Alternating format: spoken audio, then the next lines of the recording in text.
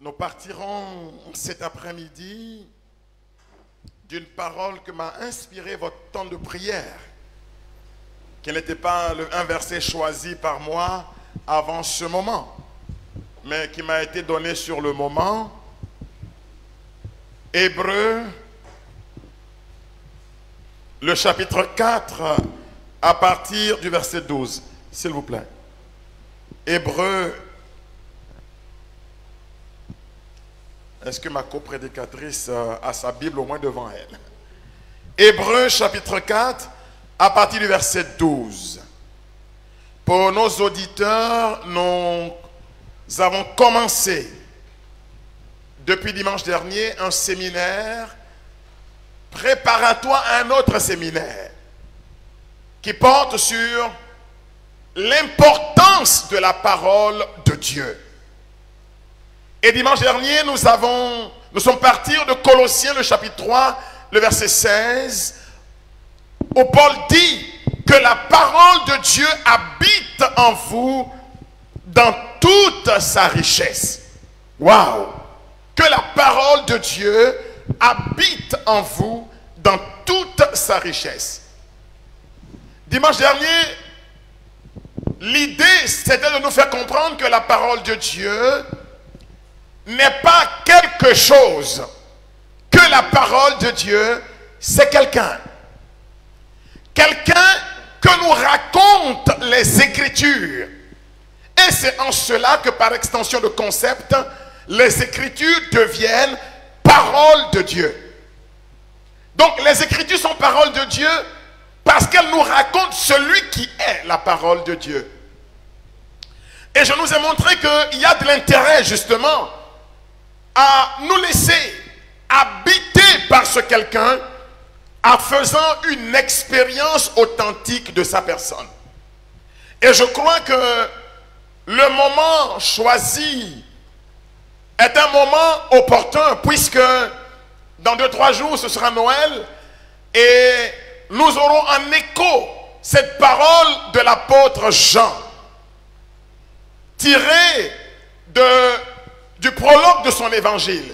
Et le Verbe s'est fait chair et il a habité parmi nous. Et nous avons vu sa gloire, gloire qu'il tient comme fils né du Père. Donc, Jésus-Christ, Verbe de Dieu, parole de Dieu, a pris corps et il est venu planter sa demeure parmi nous. Cette demeure, elle doit être avant tout la demeure de notre cœur, car c'est en nous que la parole doit habiter dans toute sa richesse. Et ce soir, nous voulons progresser dans ce séminaire pour toujours toucher du doigt l'importance de cette parole de Dieu dans le quotidien du chrétien. Alors nous partons d'une parole que m'a inspiré, comme je le disais tantôt, votre assemblée de prière. Hébreux chapitre 4 verset 12. Vivante, en effet, dit l'épître aux Hébreux, en effet, vivante est la parole de Dieu. Voyez, la parole de Dieu n'est pas quelque chose. La parole de Dieu, c'est quelqu'un qui nous a dit en Jean 10, le verset 10, je suis venu pour que le monde, que vous ayez la vie et la vie en abondance. Et en Jean 14, le verset 6, il dit, je suis la vie. Vivante est la parole de Dieu. Énergétique. Non, choisissez-moi une bonne Bible, s'il vous plaît. Énergétique. Non.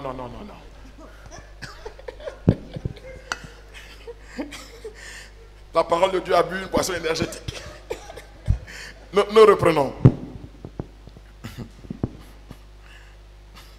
Je reprends. Je vous reprends le texte. L'auteur aux Hébreux nous dit: vivante est la parole de Dieu, opérante et plus pénétrante qu'une épée à deux tranchants, atteignant jusqu'à la division de l'âme et de l'esprit, des jointures et des moelles, et elle discerne les pensées et les intentions du cœur. Est-ce qu'on peut donner des acclamations pour cette parole? Waouh! Vivante est la parole de Dieu. Quand nous parlons de parole de Dieu, il faut savoir que dans la parole de Dieu, ou celui qui est la parole de Dieu, nous définit la parole elle-même, et c'est une définition basique, à partir de 4 notions, 3 ou 4 notions. Allons-y avec 3 notions. Premièrement, pour qu'il y ait parole, il va qu'il y ait d'abord un souffle. Quand la parole est portée par le souffle, si vous n'avez pas une haleine, un souffle, vous ne pouvez pas débiter une parole. Selon l'évangile de Jean, le souffle, c'est l'esprit. Jean chapitre 6, à partir du verset 64. Jésus dit: les paroles que je vous ai dites ne sont pas de moi. Elles sont de mon Père qui m'a envoyé. Mes paroles sont l'esprit et elles donnent la vie. Donc pour qu'il y ait parole, il faut qu'il y ait d'abord un souffle. Quelqu'un m'a suivi? Quand nous parlons de parole, nous parlons d'abord de souffle. Or, selon Genèse chapitre 2, quand Dieu a créé l'homme, Dieu a dû insuffler en lui son haleine, et c'est à ce moment que l'homme devint un être vivant. Quelqu'un m'a suivi? L'auteur des Hébreux nous dit: vivante est la parole. Si la parole est vivante, c'est parce que la parole porte en elle-même un souffle. Si on vous retire votre souffle, vous n'êtes plus. Vous êtes, parce que vous êtes habité par un souffle. La roue. Amen. Quelqu'un m'a suivi? Jésus dit: ma parole, c'est l'esprit. C'est un souffle. Deuxièmement, pour qu'il y ait parole, il faut un son. Amen. Car j'aurais tendance à dire: est-ce que tu m'entends? C'est-à-dire, est-ce qu'un son est venu jusqu'à toi? Mais tout son n'est pas parole. Mais toute parole est portée par un son. Quelqu'un me suit? Amen. Quand vous lisez Genèse chapitre 1er, à partir du verset 1er, on montre que Dieu s'est révélé aux hommes comme étant un Dieu qui parle, un Dieu qui prononce un son. Et Dieu dit.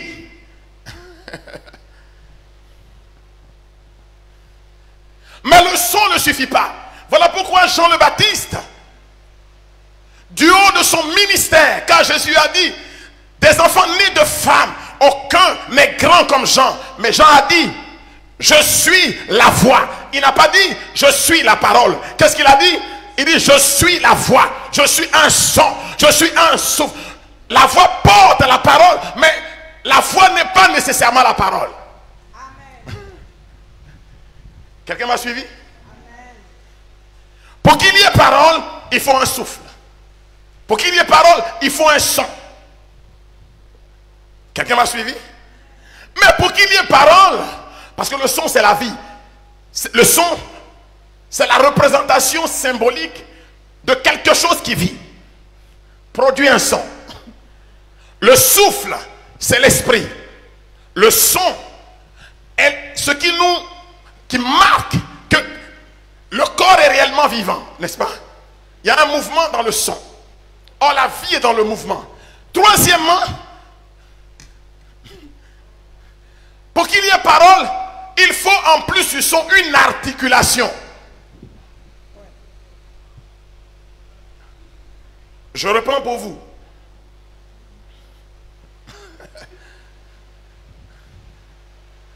Jésus dit, ma parole c'est l'esprit. Ça au moins vous avez compris. Donc, vivante est la parole de Dieu parce que la parole de Dieu est habitée par l'esprit. Et la parole de Dieu a pour mission de porter la vie, de faire naître la vie. Il appelle à l'existence ce qui n'existe pas. Et donne la vie aux morts. Le ministère de la parole, c'est de porter la vie. C'est bon? Donc il y a une haleine, il y a un souffle dans la parole. C'est le souffle du divin, le souffle de Dieu. Ok? C'est bon, ça c'est bon? Mais la parole doit être audible. Élisabeth dit à Marie, quand j'ai entendu les paroles de ta salutation, l'enfant en moi s'est mis à bouger, la vie est dans le son. J'ai entendu et ça bouge en moi. Vous comprenez ça? Il faut que le son frappe à mes oreilles. Mais le son ne suffit pas. Parce qu'un son peut être un son inaudible qui ne dit rien. Le son, c'est la voix. Je suis la voix. Avec X à la fin. N'est-ce pas? Mais le son, c'est aussi la voix avec E à la fin. Parce que le son ouvre un chemin. Ouvre un chemin pour que je rencontre dans le chemin quelque chose. Il y a une chanson qui m'a béni quand je venais tout à l'heure. Vous savez, il y a des petites choses comme ça qui par des moments me bénissent. Mais comme je ne sais pas chanter, la chanson dit, je ne jouerai jamais. Non, hein? Il y a une prophétie sur ma vie. Voilà, chantez-moi ce chant-là qui me bénit un peu. Je ne peux pas échouer. Je ne peux pas échouer. Parce qu'il y a une prophétie, il y a une parole sur ma vie. Seigneur, j'achèverai ma course. La parole ouvre un chemin. Le son ouvre un chemin. Il y a une prophétie sur ma vie. Il y a un chemin ouvert devant moi. Je ne peux donc pas échouer si cette prophétie n'est pas venue à son accomplissement. Quelqu'un m'a suivi? Mais le son ne devient prophétie. Le son ne devient en réalité parole vivante de Dieu que si le son porte un message. Donc, la troisième dimension dans la parole, c'est l'articulation. L'articulation, c'est une idée dans le son. C'est un message derrière le messager. Quelqu'un m'a suivi? Dieu ne parle pas pour ne rien dire. Est-ce que quelqu'un m'a suivi? Si c'est parole de Dieu, le son doit venir avec un message. C'est ce qu'on appelle l'articulation. Jean dit, moi, je suis la voix. Mais lui, il est l'articulation qui donne un sens à la voix. C'est en cela qu'il est plus grand que moi et que je ne suis pas digne de défaire les courroies de ses sandales. Quelqu'un m'a suivi? Quand nous parlons de la parole est une réalité tridimensionnelle. Dans la parole, il y a le souffle. Dans la parole, il y a le son. Et dans la parole, il y a l'articulation. C'est-à-dire une idée, un message. C'est bon? Que la parole de Dieu habite en vous avec toute sa richesse. Colossiens 3,16. Elle est vivante, la parole de Dieu. Quelqu'un m'a suivi? La parole crée une relation. La parole crée une relation. Quand il n'y a pas de parole, il n'y a pas de relation. La parole crée une relation. La parole ouvre à l'adoration, la parole nous véhicule un message, une doctrine. Là encore, il y a 3 fonctions dans la parole.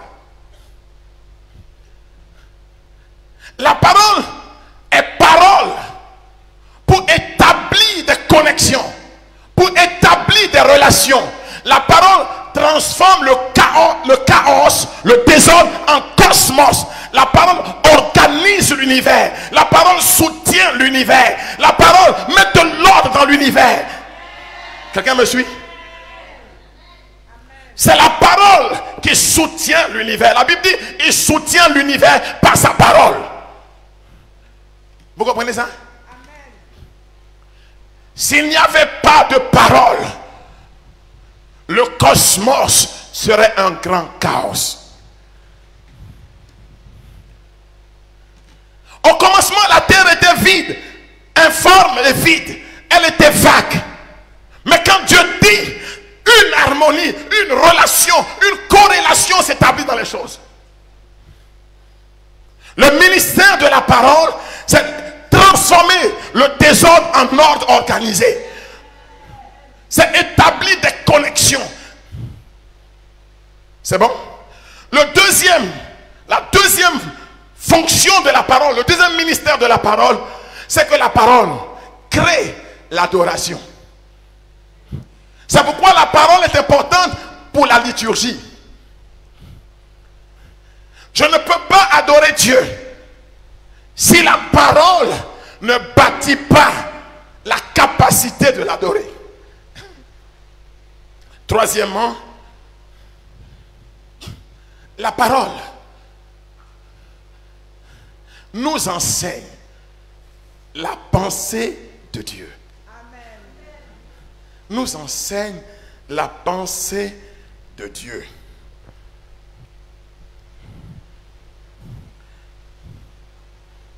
En somme, par la parole, nous percevons. Par la parole, nous célébrons. Par la parole, nous sommes enseignés. Allons-y lire ce qui est écrit en Luc 24, le verset 45. Le pape François avait écrit une lettre à titre personnel en 2019 qu'il a adressée à l'église. On appelle ça un motu proprio. C'est une lettre personnelle du pape, mais adressée à l'église pour nous inviter à la méditation. Cette lettre portait le titre de « Il leur ouvrit l'esprit à sa parole ». Pourquoi Jésus éprouve-t-il le besoin d'ouvrir notre esprit à sa parole? Aperuit illis. Luc 24, 45. Prenez-moi ce verset, s'il vous plaît.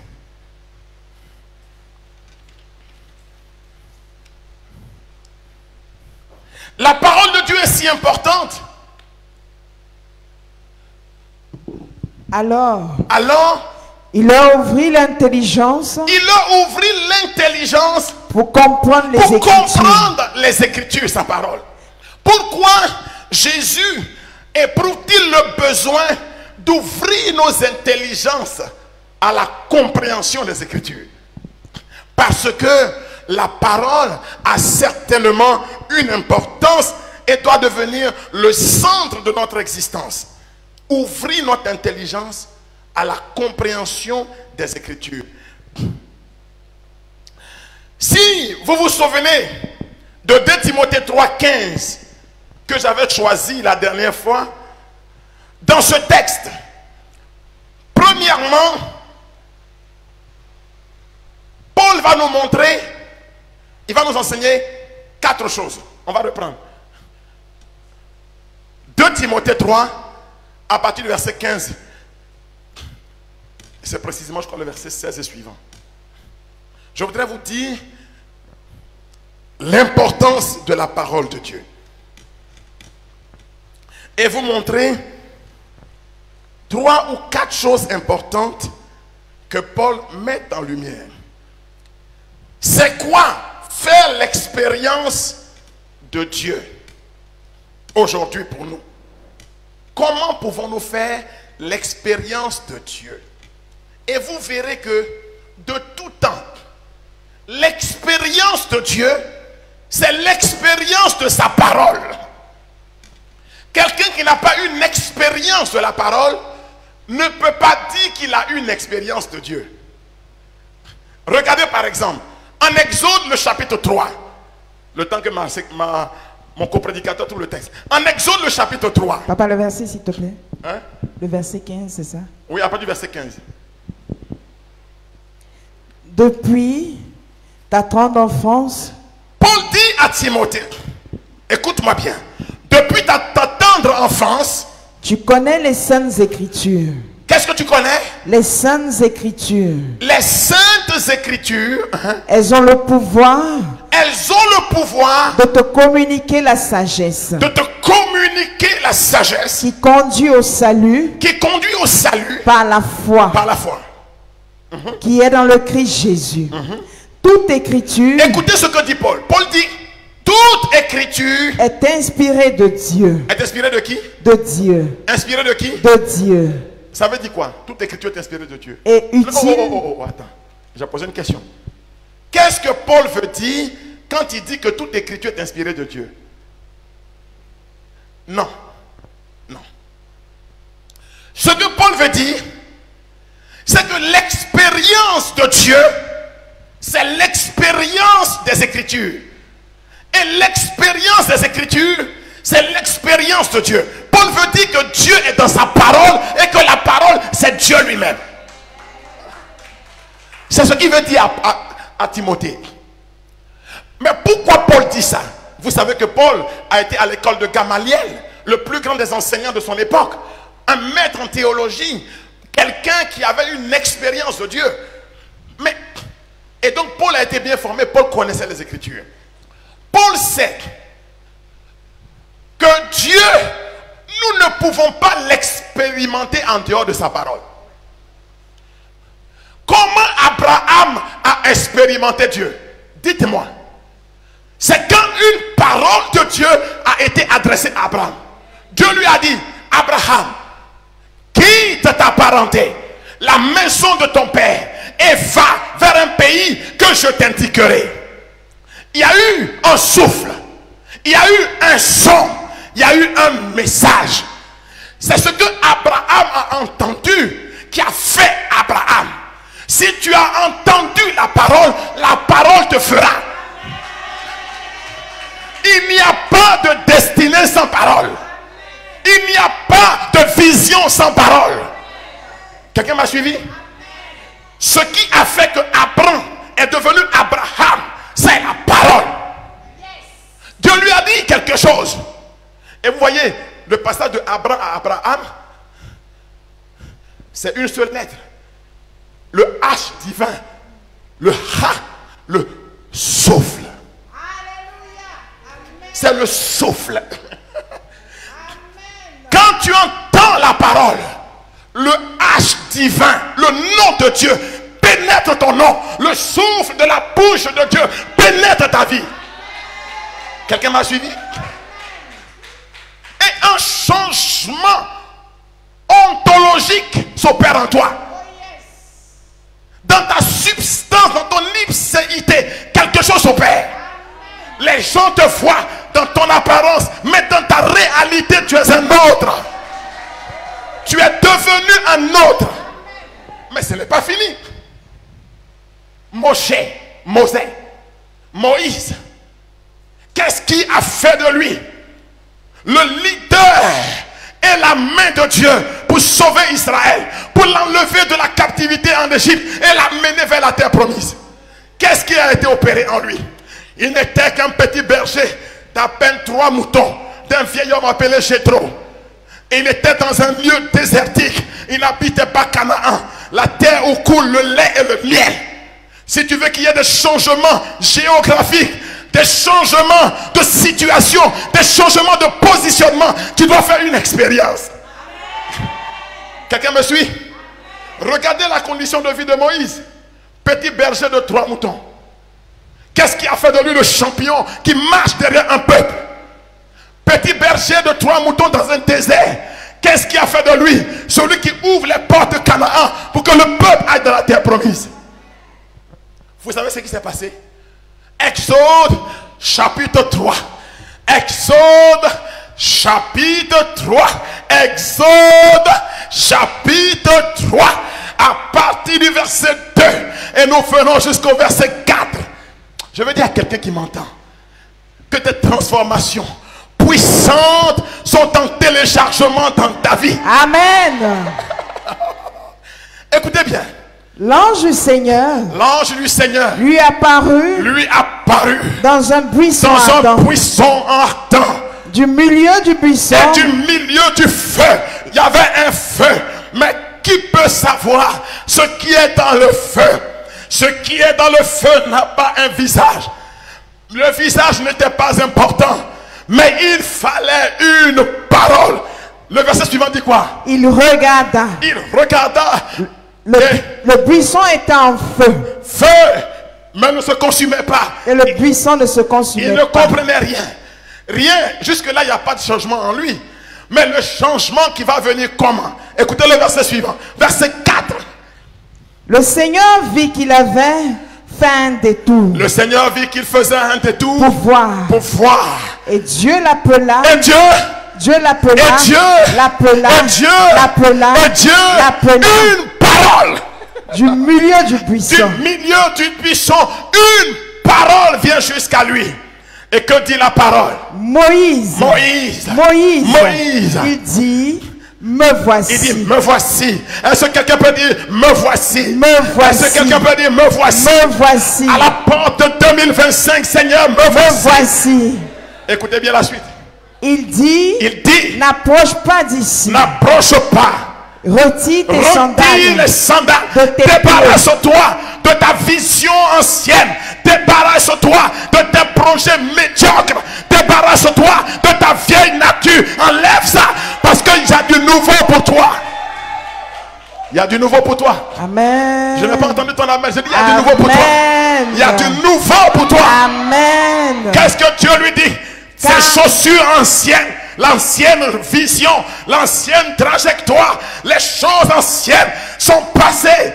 Dieu dit, maintenant écoute, tu n'es plus Moïse, l'homme du désert. Tu n'es plus Moïse, l'homme de Jéthro. Tu n'es plus Moïse, le petit berger sans rien qui se promène dans un désert. Une chose nouvelle commence. Une mission nouvelle commence. Une vision nouvelle commence. Des projets nouveaux commencent. Un positionnement nouveau est en train d'arriver. Qu'est-ce que Dieu lui dit?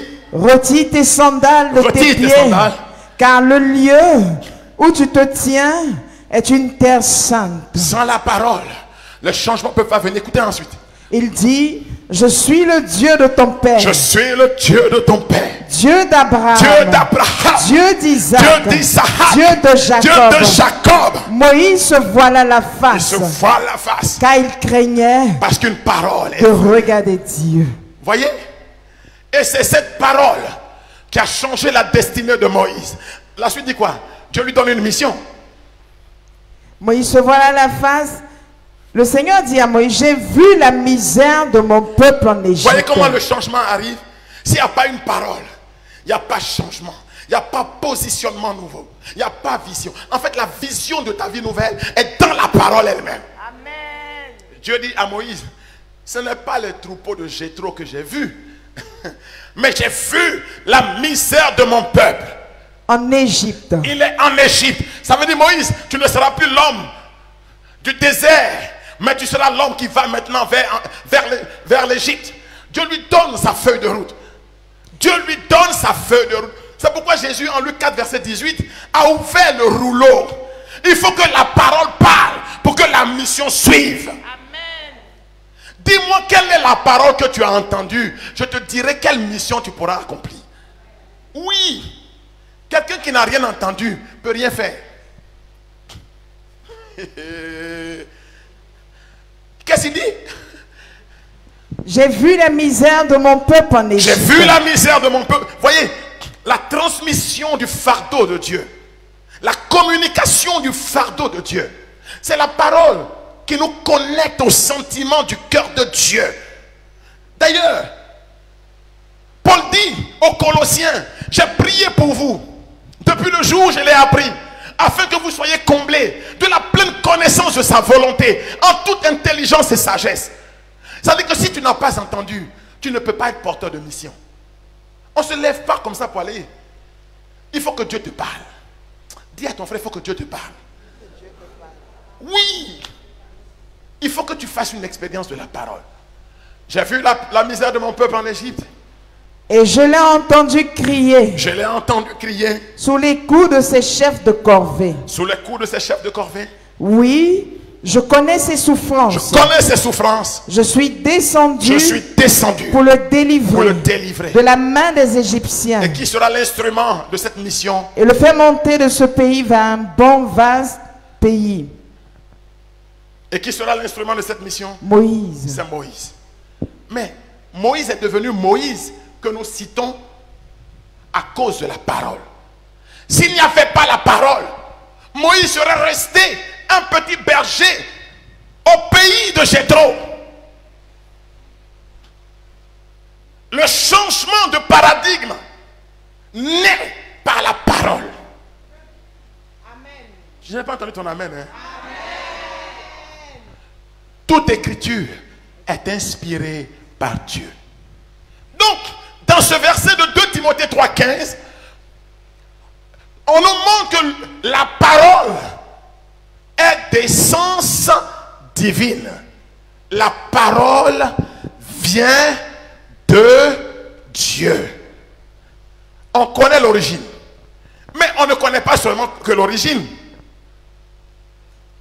L'expérience de la parole devient donc l'expérience du divin, n'est-ce pas? Mais ensuite, on nous montre que l'écriture qui est inspirée de Dieu, on nous dévoile ses fonctions. Quelles sont les fonctions de l'écriture? Et enfin, quel est le but de l'écriture? Quelle est l'origine de l'écriture? C'est Dieu. D'accord? Inspiré de Dieu. Quelles sont les fonctions de l'écriture? 2 Timothée 3, il y en a 4. Et quel est le but? Il y en a 2. Pourquoi nous, chrétiens catholiques, nous avons construit notre vie sur la parole de Dieu? Il n'y a pas une église au monde qui a bâti sa vie sur la parole de Dieu comme l'église catholique. Oui! Oui! C'est pourquoi on a eu à cœur de consigner les Écritures dans un document qu'on appelle le Nouveau Testament. Vous savez que ça vient de l'église catholique, le Nouveau Testament. J'espère que vous le savez. J'espère que vous le savez. J'espère que vous savez que même les lettres de Paul, il y a des lettres de Paul qu'on appelle des épîtres catholiques. J'espère que vous le savez. Ah, vous ne savez pas? Ah bon, d'accord. Ah, il faut le savoir. Des lettres universelles, pas adressées à des individus ponctuels. Donc c'est des épîtres catholiques. Voilà. Allons-y lire. Mais ça, c'est dans la 3e partie, quand je vais aborder la question de la prédication dimanche prochain, parce que je ne peux pas tout vous dire en si peu de temps. Je veux susciter en vous, je veux mettre le feu dans votre cœur. C'est mon but. Et quand le feu sera là, maintenant, vous dites comment partager ce feu autour de vous. Ça, c'est pour dimanche prochain là. Dimanche prochain, tu deviendras un tison de feu. C'est le but. Et quand tu vas comprendre, quand la faim et la soif d'annoncer la parole va t'habiter, alors on va rentrer maintenant en 2025 avec le séminaire par excellence, missionnaire de l'espérance sur le chemin de la paix, tel que nous a demandé le pape. Tu peux être missionnaire si tu ne sais pas, tu n'es pas assis dans la parole. Un missionnaire de comment? Donc on y va. Depuis ta tendre enfance, verset 16. Toute écriture est inspirée de Dieu. Première chose que Paul a dit, c'est quoi? Toute écriture est inspirée de Dieu. Inspirée de Dieu. Donc l'expérience des Écritures devient une expérience quotidienne de Dieu. Pourquoi dans l'église catholique, il y a spécialement une liturgie de la parole dans nos célébrations. Parce que l'expérience de la parole est une expérience quotidienne de Dieu. Chaque jour que tu entends la parole, elle t'offre une possibilité de faire une expérience de Dieu. La parole de Dieu crée en toi ce que les saints ont appelé un ravissement de l'esprit. Une élévation de l'esprit. Tu es pris par l'esprit. Parce que la parole porte un souffle. C'est bon pour tout le monde? Amen. Ne tombez pas dans la monotonie, je vous en prie. À force d'entendre la parole de Dieu, les messes dans les églises, et puis on néglige la liturgie là. On prend communion. Aïe, oh! On peut faire ça. Pendant que le Créateur est en train de prononcer les paroles de la création sur nous, on dort. Aïe, oh, ça me fait quelque chose.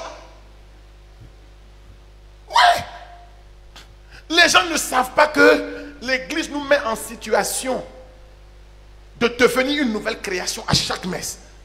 Parce que la même voix qui a parlé, et puis le monde a été, que la lumière soit, que c'est ça qui parle.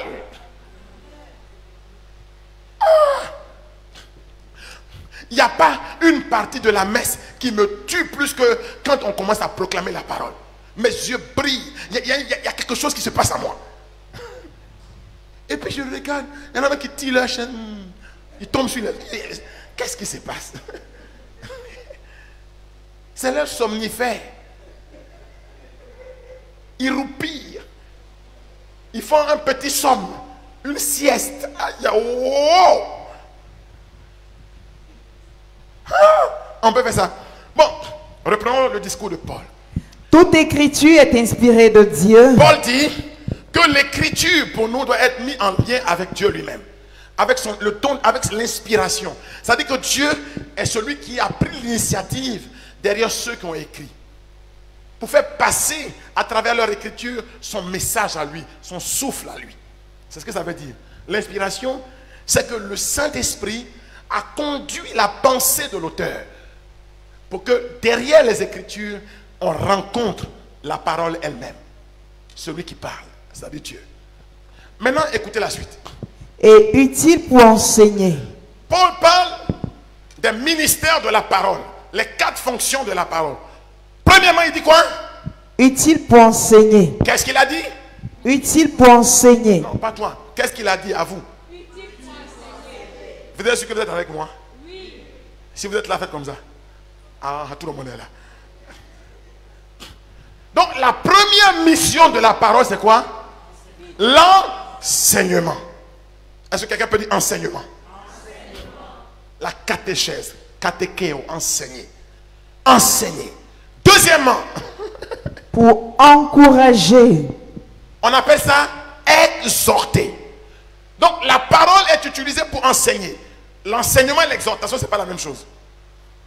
L'enseignement, c'est passer un point de doctrine, un message, une leçon. L'exhortation, c'est quoi? Un encouragement, pour encourager, pour édifier. C'est bon? Quelqu'un peut avoir le don d'enseigner et un autre peut ne pas avoir le don d'enseigner, mais peut avoir le don d'encourager, d'exhorter. Il faut bien comprendre. Hein? C'est bon?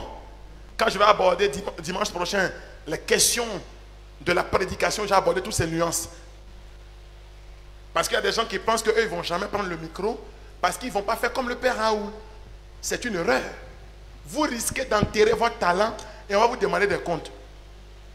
Il ne faut pas dire que tout le monde n'enseigne pas. Il y a ceux qui ont un don d'encourager. C'est-à-dire, eux, ils ne vont pas venir développer un point de doctrine. Je vais maintenant vous enseigner à partir de la parole de Dieu l'Immaculée Conception. On va faire comme ça. Mais quand ils vont te parler, tu t'affaisses dans la foi, tu te redresses tout d'un coup. Ils ont un don d'encourager. Deux, c'est quoi? Pour redresser. Un don pour redresser. La parole de Dieu permet, troisième fonction de la parole de Dieu, c'est quoi? Première fonction, à vous. Deuxième fonction, encourager. Troisième fonction, redresser. Les Zouglouman disent, si ta politique est tordue, nous on va redresser. Vous connaissez cette chanson? Mais si ta vie va par des distorsions, par des contorsions, la parole de Dieu doit redresser pour que tu atteignes le but. Je n'ai pas entendu ton amen fort. La parole de Dieu redresse. Il faut accepter que la parole redresse. La parole va te donner une posture verticale. La parole va te verticaliser. Tu seras un homme vivant, debout dans la posture. Regardez Jésus à la croix. Regardez-le. Oh, est-ce que la mort pouvait le plier en Dieu? Mais lui qui est la parole, est-ce que quelqu'un pouvait le plier en Dieu? Il est tout droit parce que sa parole redresse. Regardez-le même à la croix. Oh, je veux dire à quelqu'un qui m'entend que si la parole habite en toi dans toute sa richesse, Colossiens 3,16, rien en ce monde ne pourra te plier en deux. Vous n'avez jamais été étonné de voir des gens qui vivent des épreuves et puis sont droits? Ils sont debout malgré les épreuves. La dèche est là, la galère, mais le gars est debout. Il y a des gens qui me voient comme ça là. Et pensent que c'est facile pour moi. C'est parce que tu ne vois pas en dessous des plumes que tu ne sais pas quel poulet transpire. Attends, je me suis un peu ma sueur. Mais c'est la parole de Dieu qui redresse. Bagage qui est sur les épaules. Mais la parole de Dieu te verticalise. Tu ne seras pas, comme dit quelqu'un, un individu rampant. Non. Dans la défaite. Je n'échouerai jamais. Chantez ça pour moi un peu. Tu achèveras ta course. Il y a une personne ne va abréger ta course. Personne ne va retarder tes chemins. Je ne peux pas échouer. Je n'échouerai pas, Seigneur. Quand la parole t'habite, j'achèverai ma course. Quand la parole t'habite, le travail que Dieu t'a donné, tu l'amèneras à son terme.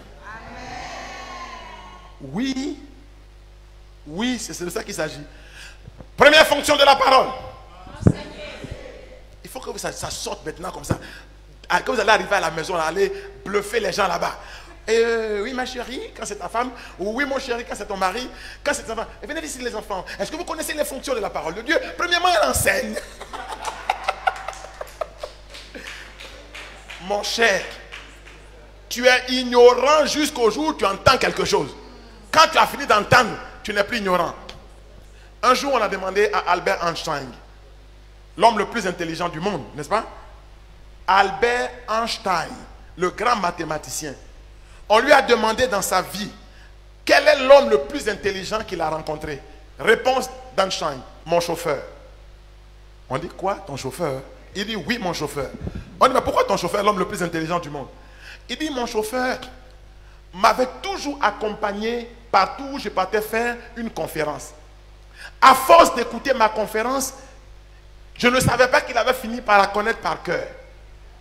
Un jour, j'étais invité à une conférence et j'étais tellement fatigué. Mon chauffeur m'a dit, Monsieur Albert, si vous y allez, vous finirez par mourir, reposez-vous un peu. Alors, je dis, mais me reposer, mais qui va donner la conférence? Il dit, mais je suis là. Et comme à cette époque, il n'y avait pas Internet, on ne connaît pas sa figure. Donc Einstein va, il est très curieux Einstein. Et il a beaucoup d'humour. Vous savez que c'était un dévot de la Vierge Marie, je ne sais pas si vous le savez. Bon, je vous le dis en passant. Parce que quand vous avez la Vierge, là, vous avez une tête. Elle met ça dans votre tête.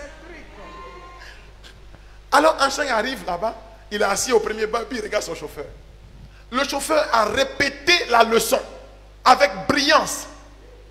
C'était impressionnant. Einstein applaudit son chauffeur. On arrive à l'étape des questions. Première question posée au chauffeur. Une question compliquée. Ça, il n'avait jamais entendu. Mais le chauffeur garde son calme. Et puis il sourit. Il dit, mais Vous n'avez pas la réponse à une question aussi évidente? Le gars qui pose la question dit, mais comment ça? Évidente. Il dit, mais ça, même mon chauffeur peut répondre à cette question. Et il appelle Einstein comme son chauffeur.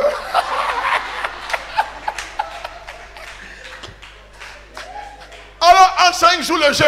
Il se lève comme le chauffeur de son chauffeur et il vient s'asseoir. Et il répond rapidement à la question et tout le monde est impressionné. Ça crie dans la salle. Einstein dit, ce jour-là, j'ai compris que mon chauffeur était l'homme le plus intelligent que j'ai rencontré. C'est ça dans la vie. Donc, à partir d'aujourd'hui, tout ce que Mambo a dit, vous êtes capable de le redire. Et puis tu mets ton petit chocobi derrière. C'est pas fini, dis c'est tout. C'est fini. Alors on reprend. Première fonction de la parole, enseigner. Deuxième fonction de la parole, encourager. Troisième fonction de la parole, redresser. Quatrième fonction de la parole, pour éduquer dans la justice. Éduquer. Vous voyez le ministère de la parole? La parole enseigne. La parole encourage. La parole redresse. Et la parole éduque. Voici les missions de la parole. Mais quels sont les deux buts derrière ces quatre missions? Qu'est-ce que où la parole veut arriver? La parole vient de Dieu. Elle nous enseigne. Elle nous exhorte. Elle nous redresse. Elle nous éduque. Pourquoi? Pour faire quoi? Pour réaliser deux choses. Premièrement, afin que l'homme de Dieu soit accompli. Afin que tu sois accompli. Je veux dire à quelqu'un, il n'aura plus dans ta vie de l'inaccomplissement. Tu seras accompli. Je dis tu seras accompli. Je dis 2025, tu seras accompli. Première mission de la parole, c'est que tout ce qui était en retard doit arriver maintenant à son accomplissement. Amen. Tout ce qui était en attente doit être maintenant relâché. Pour que l'homme de Dieu que tu es soit accompli. Pour que la femme de Dieu que tu es soit accomplie.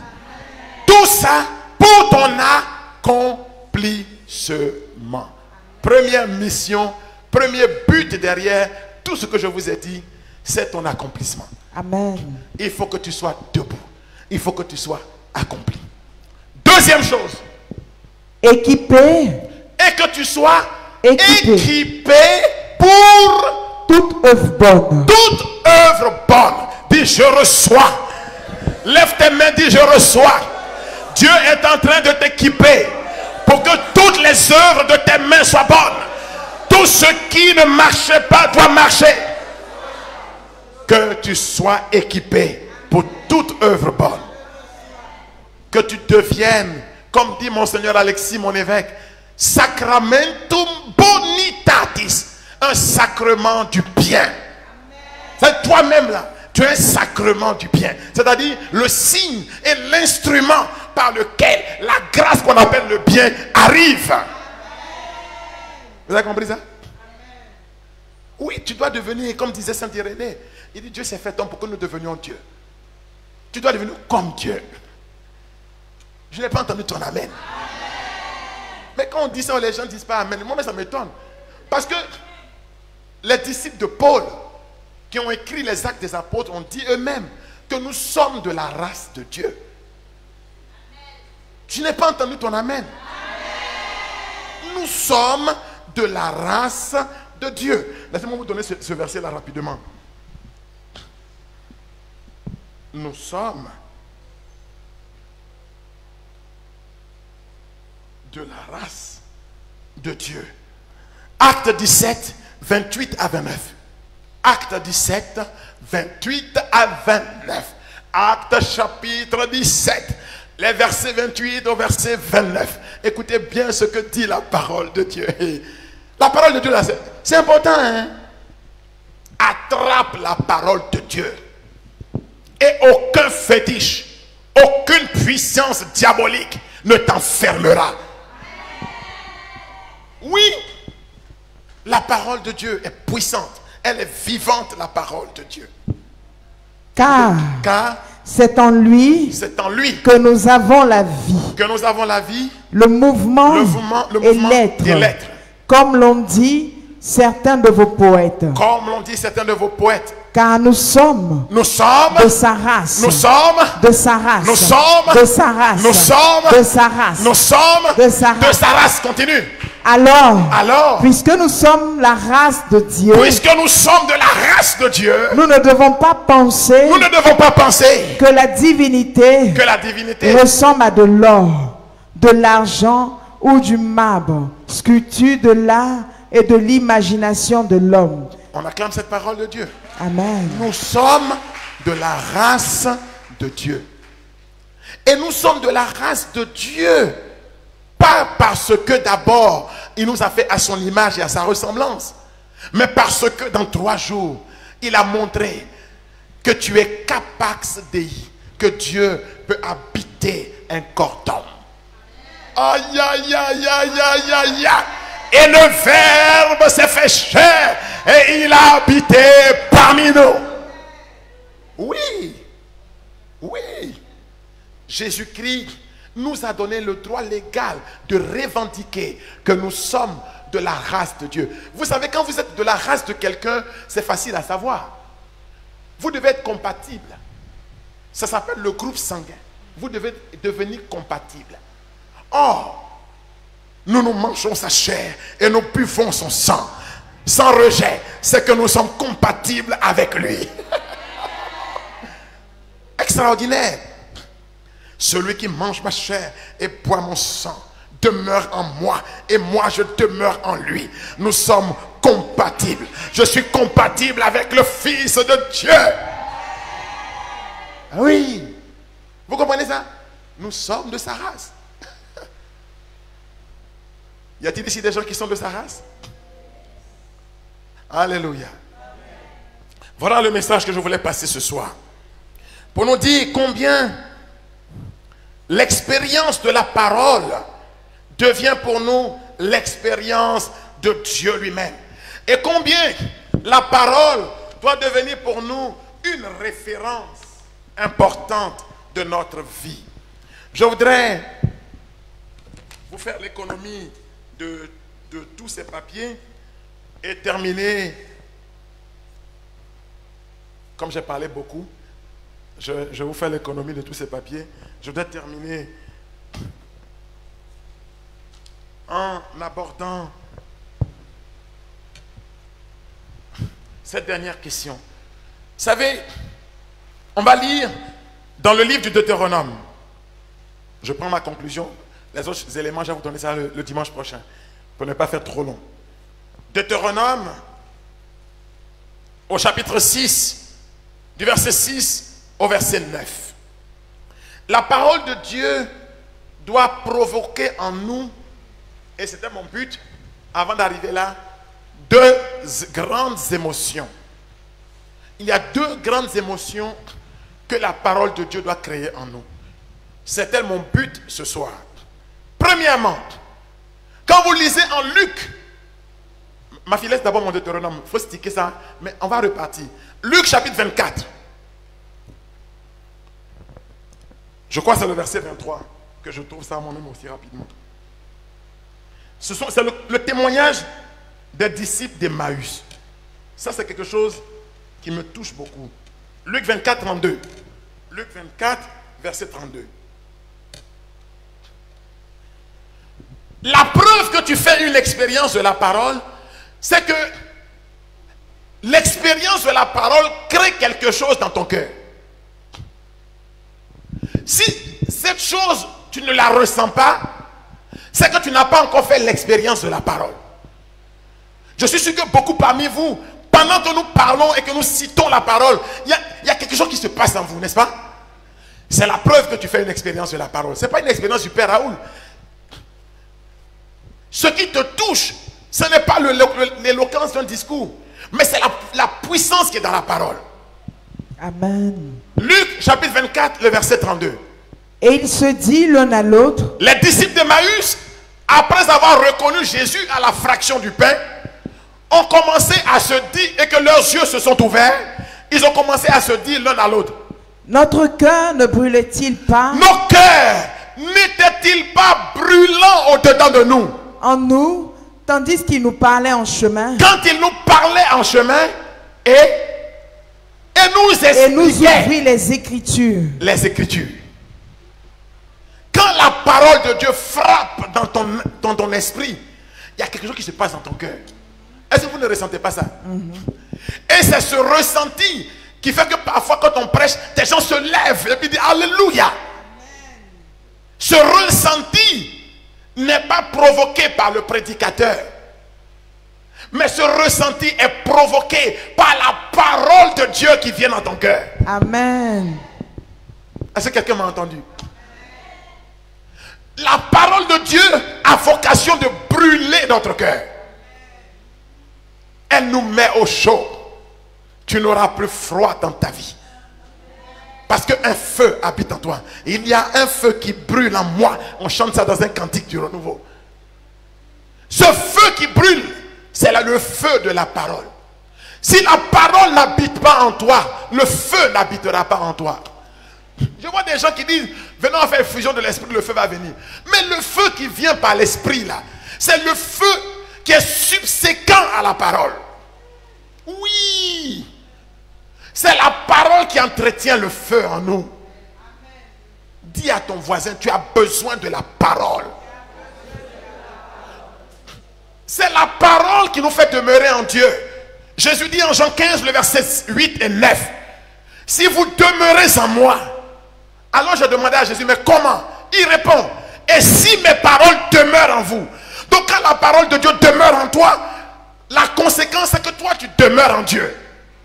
Je n'ai pas dit que tu goûtes Dieu et puis c'est fini. Mais je dis c'est un état permanent. Demeurer, c'est un état permanent. Beaucoup de gens ont fait l'expérience, ils font des expériences morceau par morceau de Dieu. Des expériences ponctuelles de Dieu. Des expériences séquencées de Dieu. Il y a des jours où Dieu les touche et puis il y a des jours où Dieu ne les touche pas. Mais quand la parole t'habite, Dieu te touche tout le temps. Tu es dans un état permanent du toucher de Dieu. Vous comprenez ça? On n'a pas besoin d'un groupe musical derrière vous pour que l'onction soit là. Est-ce que vous comprenez ça? On vous réveille quand vous ouvrez la bouche. C'est le feu. Parce que le feu c'est la parole. En Isaïe 6, Isaïe a eu une vision et il a vu Dieu. Il a pris peur. Il dit, je suis un homme aux lèvres impures et mes yeux ont vu Dieu. Au même moment, Dieu a donné mission à un ange. Il est allé sur l'autel avec des pinces. Il a pris une braise et il est venu et il a touché la bouche d'Isaïe. Et il dit, ceci a touché tes lèvres. Désormais tu es purifié. Prophétise maintenant. Si tu ne veux pas devenir sincère pour Dieu, dimanche prochain, ne viens pas ici. Je préfère vous donner conseil. Parce que ceux qui seront ici dimanche prochain, c'est les roues cascasses en Dieu. Amen.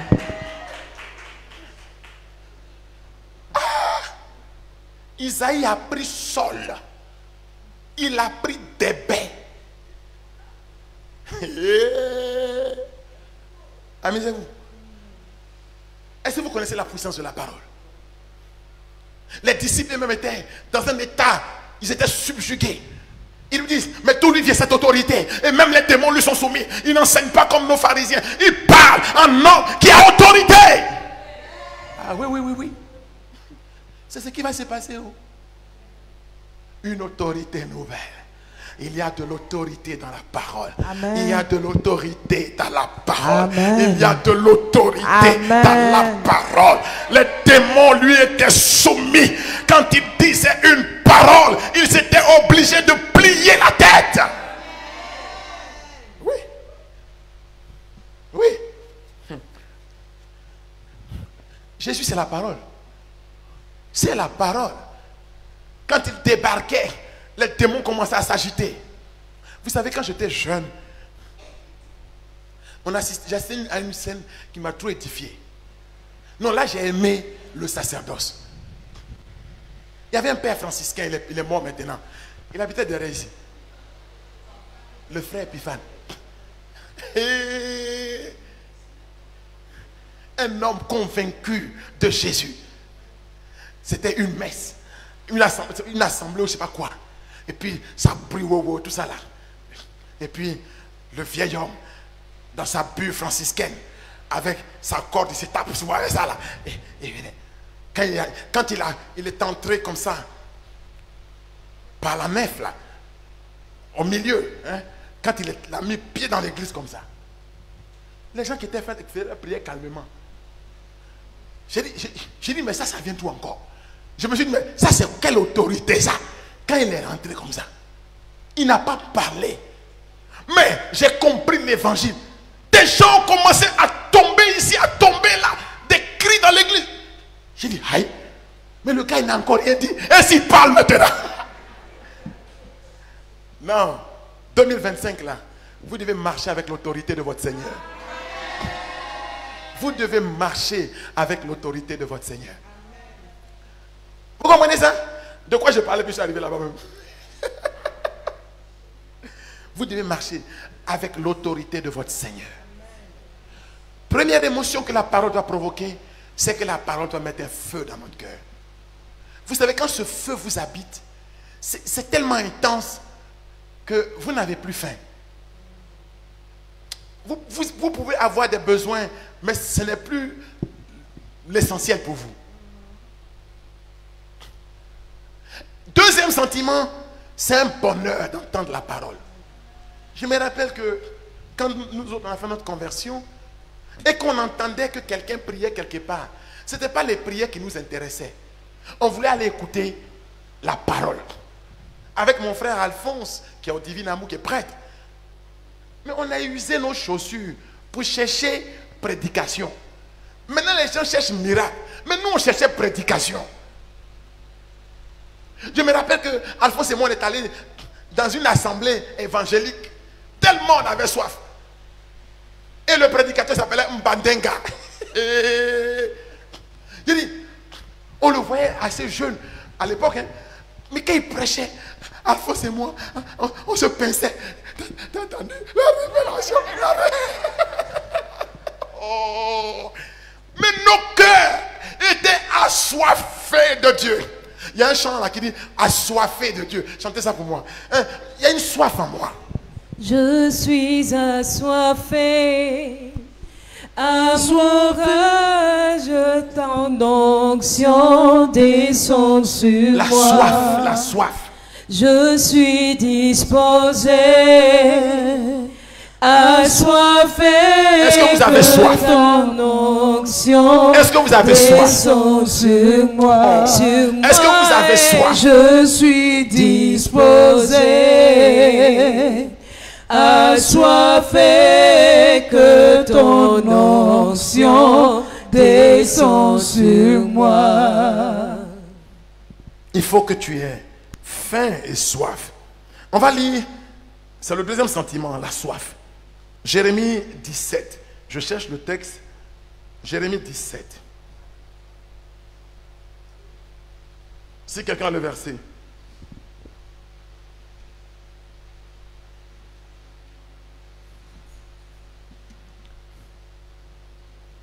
Jérémie dit, attends, je vous trouve le texte. Quand j'entendais tes paroles, Jérémie 15, verset 16. Jérémie 15, verset 16. Si ce sentiment ne vous habite pas, il y a un problème. Moi, je me rappelle que il y avait un prédicateur américain là. On l'appelait comment là déjà? Non, pas Jimmy Swaggart. Take it. Hein? Il faisait take it là. Non. Ouh là là. Il est mort maintenant. Il est venu avant Jimmy Swaggart. Mais je vois que vous êtes jeune, hein, vous n'avez pas suivi ces prédicateurs. On montrait ces prédications à la télé ivoirienne les dimanches. Hein? Billy Graham. Oh! Billy Graham. Quand mon père est décédé, Vous savez, nous on est de la vieille école culture à Caen. Les gens prennent tout, c'est pas ça? Les gens avaient pris ses affaires, tout ça, ils sont partis avec. Et puis je suis rentré dans sa chambre et j'ai vu sur sa table un livre. C'était le livre de Billy Graham. Et le titre du livre c'est Trouver la paix avec Dieu. J'ai avalé le livre. Et quand j'écoutais Billy Graham à la télévision, je ne savais pas pourquoi. J'ai regardé comme ça. Et puis je pleure. Tout seul. On dit, mais Raoul, mais qu'est-ce que Dieu...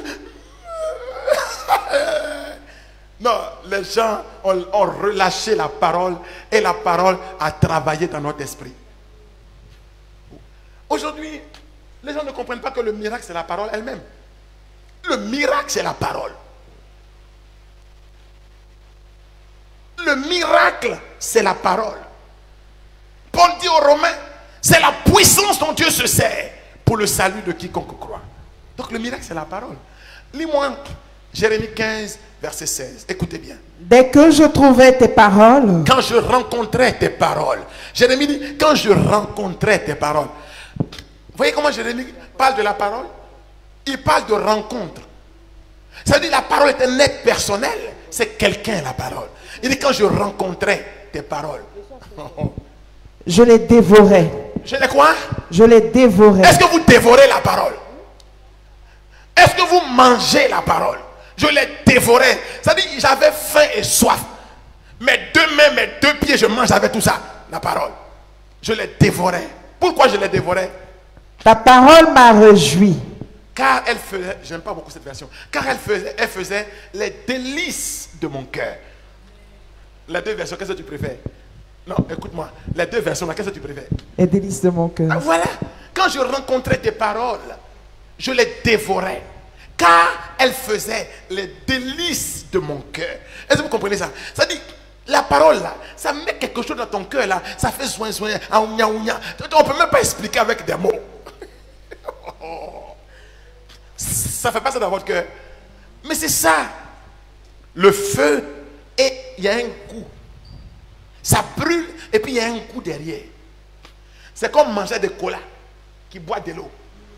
Tout devient sucré un coup façon là. C'est ça la parole. La parole a un effet incroyable dans l'âme humaine. J'ai l'impression que Dieu a fait notre âme pour ça.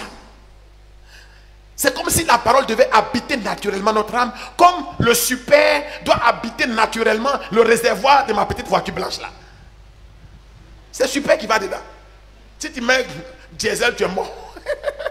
Donc il y a quelque chose qui est prévu pour toi. Le carburant de ton âme, c'est la parole. Le carburant de ton âme, c'est la parole. Bon, je voulais aborder quelque chose là, mais je vais vous laisser ça pour la prochaine fois. Tout ça, je vous l'ai dit pour terminer avec Deutéronome 6. En conclusion du séminaire de ce jour, c'est Deutéronome 6, 6 à 9. Si vous avez bien compris tout ce que je vous ai dit, voilà ce qui doit être votre sentiment. Prendre pour vous cette parole. C'est ma conclusion pour ce soir. Les paroles des commandements que je te donne aujourd'hui, la parole que je t'adresse aujourd'hui et mes commandements seront présentés à ton cœur.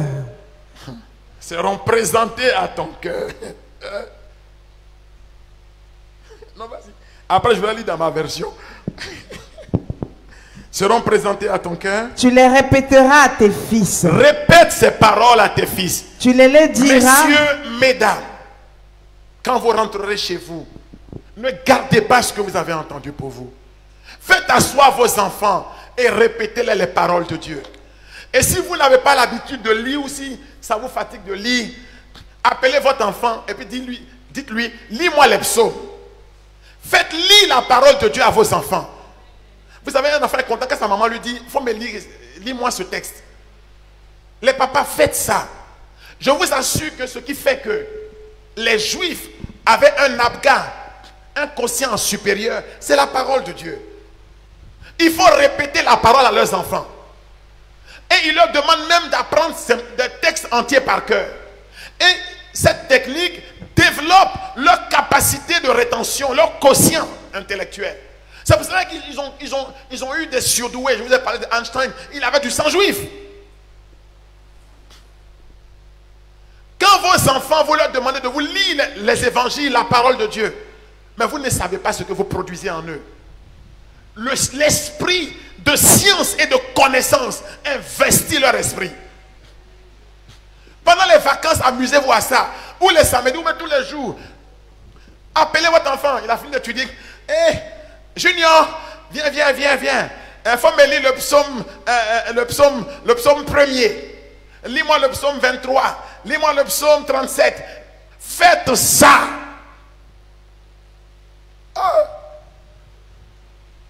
Et rendez vos enfants surdoués. Ils auront un esprit supérieur. Ce n'est pas Dinamori qui donne l'esprit. Hein? Oui. Et pendant que je vous parle, j'ai eu la réponse à une question que je me posais. Une maman qui m'a envoyé avant-hier son fils, disant qu'il était ceci, cela. Mais le Saint-Esprit me disait que cet enfant a un quotient supérieur. Et je lui ai dit, donne-moi jusqu'à lundi, je vais prier pour chercher la réponse pour cet enfant. Je viens de recevoir ça comme ça. Non, tu es bon. Je bénis son nom pour cette lumière. Bon, relis-moi ton chapitre. Oui. Les paroles des commandements que je te donne aujourd'hui seront présentées à ton cœur.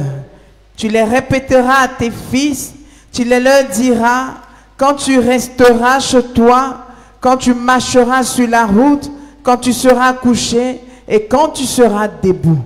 Ces paroles que je te donne aujourd'hui resteront dans ton cœur.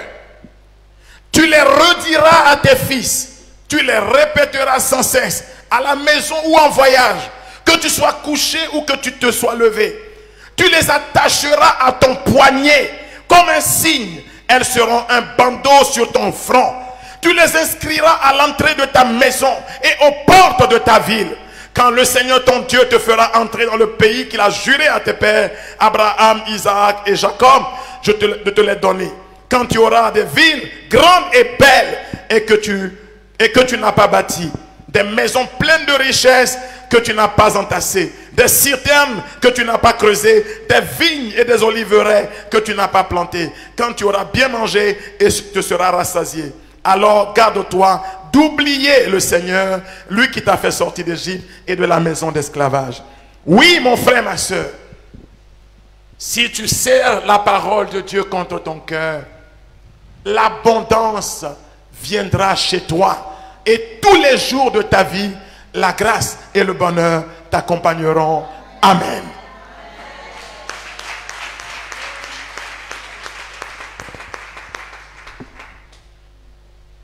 Je vais demander à la coprédicatrice de prier avec vous.